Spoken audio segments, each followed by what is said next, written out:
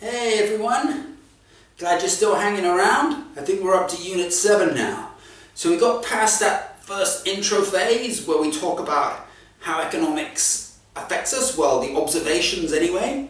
And now we're actually going to get into the theory. I know some of you really like the theory side, some of you find that just a little bit more daunting, but the theory is particularly important because that supports all the stuff that we see. So hopefully once I'm getting this theory, we'll see a few things, click, click, click, click, click, click, twigging, and realize that, wow, okay, so that's how that theory actually applies. Or you could be thinking the other way around, like, oh, so that's why they did that, and this theory supports that. So this is how we're going to go. So let's get into this. So, okay, so what we got here, you may remember this from a few videos back. Was this first or second? I think it's the first video, intro.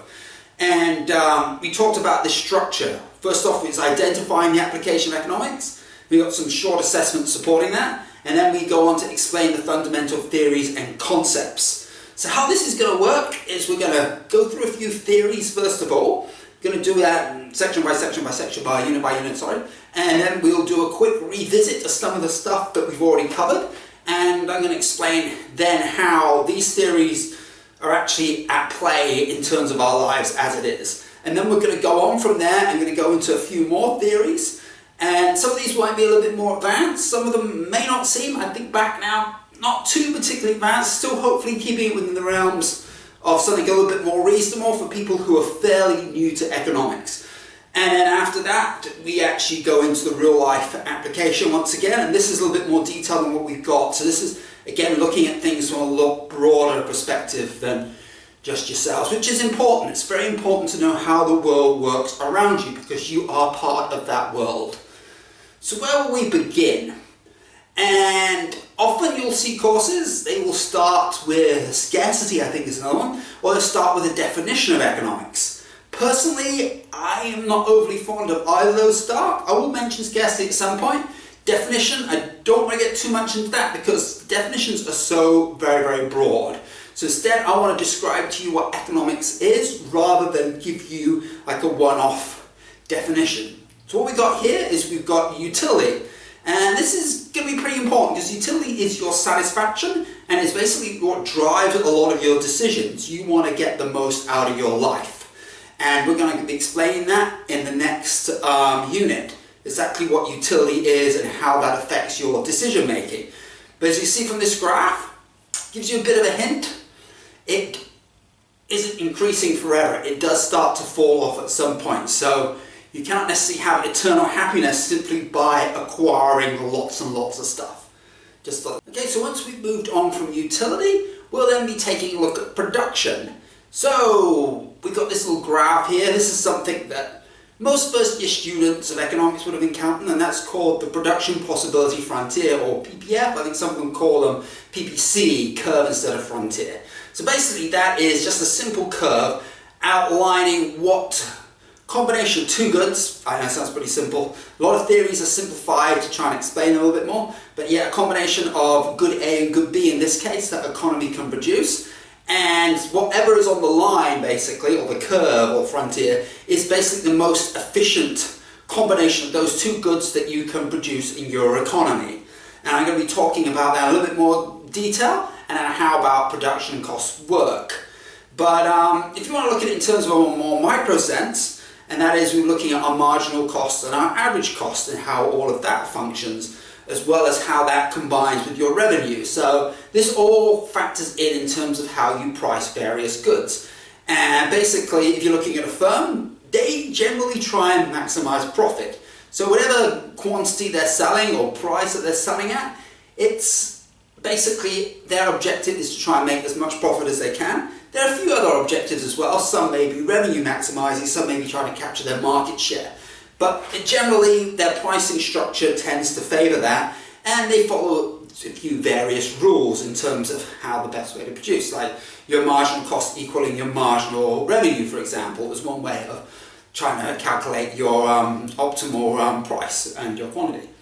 And all of that fits in once we looked at utility, and then once we looked at production, we go to demand and supply. I've left this a little bit later. I know our courses jump into demand and supply very early, But I want all of you to kind of understand what leads into that. So you've got your utility, your level of satisfaction, that goes into your demand on what you want. And whereas supply, a lot of that is focused around costs. So I want to see how the cost side of that works. Then there's also market structure as well, and the cost structures are also quite different as well. So then we eventually will get to our demand and supply, which is a fairly critical part of economics. I don't put that as the first, because I see there's a lot of input that go into that, but a lot of things stem out from that. And it's important to see how demand and supply operates in terms of which you come up with a price and a quantity, and also what affects various things. Like you can see with the graph here, just for example, we got our demand shifting out. So what does that tell us? So we've got an increase in demand. That means, for example, there's more people that like a particular good for various reasons. It could be, the goods got better in their opinion. Or it could be some great marketing and everybody feels they have to buy that particularly good. You see a cool ad on your television, you think, wow, I've just got to buy that. So if there's greater awareness created, that could stimulate more demand. And what we've got there is we've got a higher price and a higher quantity. So that works very well for the firm. It could also work okay for you too, because, for example, if you gain knowledge about a particular product you didn't know about before, and then you may actually buy that, and then of course, if you are maximizing your utility, then things work out pretty well for all of us. I think we're going to do a revisit, going to use some of those theories, revisit what we talked about, how it affects our lives, and then we're going to go on to something else. So that is the comparison between microeconomics and macroeconomics. So if you are attending a course right now, you'll probably be reasonably familiar with these two terms because they split them into micro and macro. You've got micro looking at your individual behavior in individual firms, and you've got macro looking at the aggregate level and generally the bigger picture of things that affect the entire economy, even the entire world. So there's a few things that come under that, and then I'm going to break it back down into micro again, cover off on a few topics I haven't covered off on before, because a lot of the stuff that comes earlier, like I call out the broader economic stuff, generally fits into micro, more typically taught as micro, though they've got larger implications on the macro as well. That's why I pulled them out of micro. So you have to be kind of aware how these concepts like utility, like demand, how all of that affects your micro and your macro, even though they're focused more on the micro side of it. And then I'll have 2 units, I think it is, looking at macroeconomics. And macro is pretty big. There's a lot of stuff under macro. So you can see I've thrown out a few things here. Inflation, balance of payments, unemployment, income inequality, monetary policy, trade, fiscal policy, quite a few more terms that can drive you crazy. Many of you will be familiar with them. Many of you will hear these terms bounced around on television, and you've already come to grips with some of this stuff. This is going to look a little bit more into that. And then later on, we will look at how that applies to the world around us, and as well as what I was talking to you in one of the previous units, looking at the bigger picture, we'll look into a little bit more detail on that. And some of that fits into the dark economics I'll talk about later on. Something a little bit different you're not going to get in any other course. Alright, that takes us to the end of my introduction unit in regards to what I'm calling the key theories. The next unit I'm going to look at is utility.